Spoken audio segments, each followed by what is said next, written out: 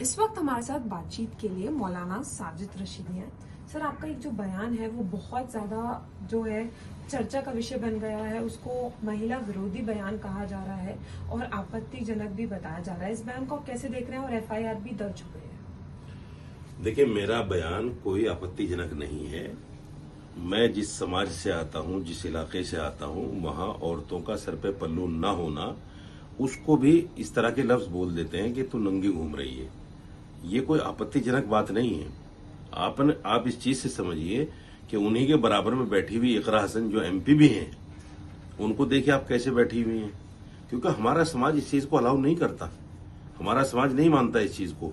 वो कहते हैं कि नहीं, ऐसा नहीं होना चाहिए। तो अगर मैंने ऐसी बात कही है तो मेरा मकसद ये तो था ही नहीं कि उन्होंने कपड़े ही नहीं पहने।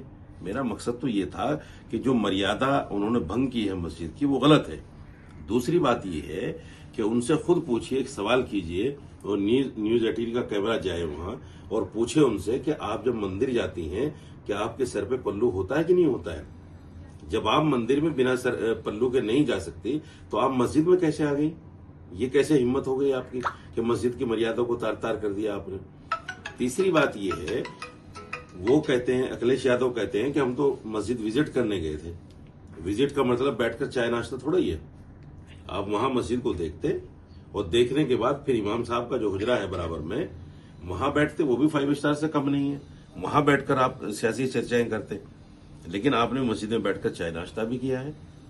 तो ये सब मस्जिद की मर्यादाओं को बालाए ताक रखकर इस तरह की बातें की गई हैं। मेरा बयान बिल्कुल कोई गलत बयान नहीं है। आप कह रहे हैं मर्यादा की बात आप रख रहे हैं, लेकिन ये भी कहा जा रहा है कि आप भी मर्यादा में रहकर ये बात कर सकते थे। इस पर बहुत जो लोग हैं, बीजेपी के जो नेता हैं, वो भी अपनी प्रतिक्रिया ऐसे जता रहे हैं कि ये एक महिला विरोधी बयान है। तो इस पर आप क्या कहेंगे? ये कहा जा रहा है कि अच्छे शब्दों का भी चयन कर इस बात को रखा जा सकता था। इससे अच्छे शब्द क्या हो सकते थे? नंगे सर मैंने बोल दिया तो क्या बुरा बोल दिया? ये इससे अच्छा शब्द क्या बोलता मैं?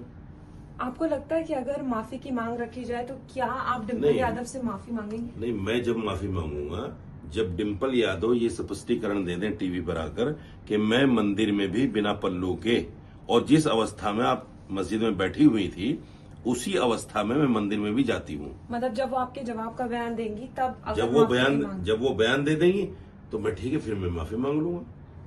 सवाल ये है कि जब मंदिर में बिना पल्लू के नहीं जा सकती, जिस अवस्था में मस्जिद में थी उसमें नहीं जा सकती, तो फिर मैं किस चीज का माफी मांगू? आप इसका मतलब ये है अपने इष्ट, अपने भगवान की तो मर्यादाओं को सामने रखती हैं और हमारी मर्यादा आपके सामने कुछ भी नहीं है। तो रशीदी साहब, आपको लगता है कि जो बयान आपने दिया वो आपके हिसाब से बिल्कुल ठीक था? नहीं, मेरे हिसाब से बयान बिल्कुल भी गलत नहीं है। और रही बात एफआईआर की, देखेंगे उसको जैसा भी होगा।